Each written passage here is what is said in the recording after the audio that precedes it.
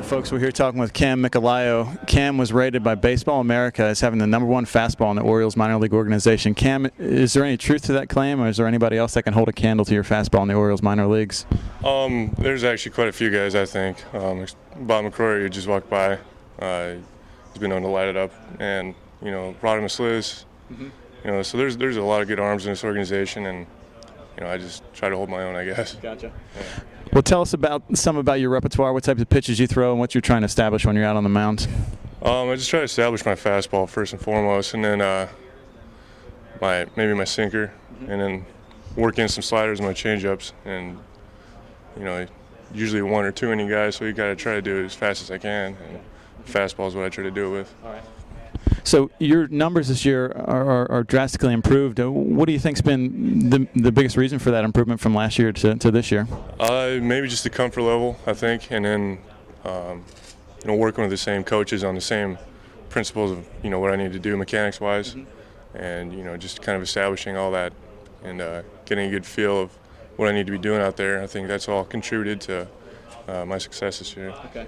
And you also are really good against left-handers. What makes you pitch so well to lefties? Is there something that you're trying to do differently versus right-handers and left-handers? Nothing really in particular. Probably throw more sinkers to lefties. Not to secret out or whatever, but that's primarily what I go off when I'm throwing to lefties, and I guess it's been working. So. Okay.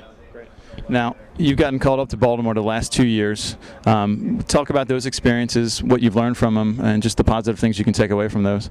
The first year for sure was a lot of nerves, trying to impress people, and maybe at times you try to do it too much, instead of just trying to go up there and doing what got you there.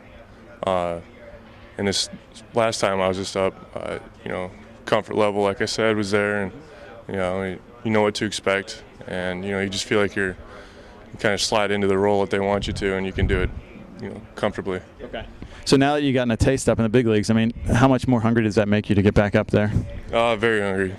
Once you're up there, you experience what the life's all about, and of course, paychecks are a lot better. And so you want to get back up there as soon as you can. Okay. Now, there's a lot of trade rumors around the current Orioles bullpen that some of those guys might be sent off. Do you kind of keep an eye on that, knowing that you could be the next guy to get called up should one of them get traded? Try not to pay too much attention to it, because there's nothing really I can do. Okay. I mean, I'll look to see if some of the guys I really know well up there, end up going somewhere else, and but other than that, just do what I can do, try to get back up. So now, speaking of trades, what were your thoughts when you had heard that you were traded to the Orioles from the Mariners in the Eric Bedard deal? I was kind of shocked at first. I just got, just signed. I was a new guy, first year. But at the same time, I was, surprised that the team on the, the other side of the U.S. had heard me. So it was a good deal for Orioles for sure. Getting such a large group of talented pitchers and players, but I like it now. It seems to suit us well. Now, I've heard you've got an interesting nickname. I've heard it's the Almighty. Did you come up with that looking in the mirror one day, or is that something that, what are the origins of that nickname? The Almighty? I've never heard that before. Did Brandon just say that? We got bad info. Yeah, all right.